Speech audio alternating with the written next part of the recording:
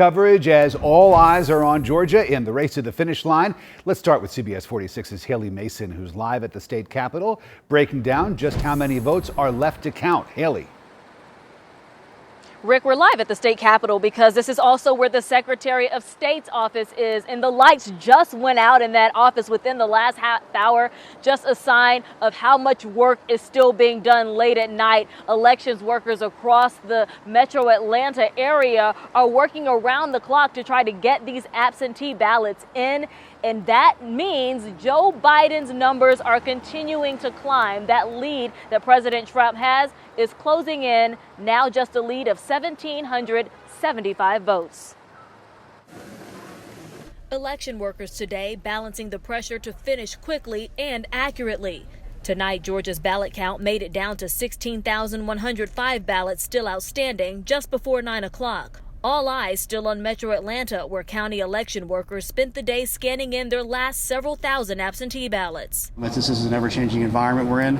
As the number of outstanding ballots declines, so is the president's lead of Joe Biden. Tonight, fewer than 3,500 votes separate the two candidates, meaning the outcome in Georgia is still a toss-up. These close elections require us to be diligent and make sure we do everything right. At the same time, elections officials defending against lawsuits from the president. Today, a suit from the Trump campaign was dismissed by a judge in Savannah who determined that the campaign had no proof that ballots arrived late and were counted anyway, as the campaign claimed. The judge determined the county followed the law. Fulton County also confident in its process. I feel like in this state, we have taken the steps at every level to secure that vote and make sure the integrity of the ballot is protected. Still, there's an expectation the president will request a recount, a move this attorney says is a long shot. I think what this judge did in Georgia is going to follow in other states. As these court lawsuits get filed, I think they're going to do it. The judges will hear it on an expedited basis. And if they rule against him, he has a very tough road.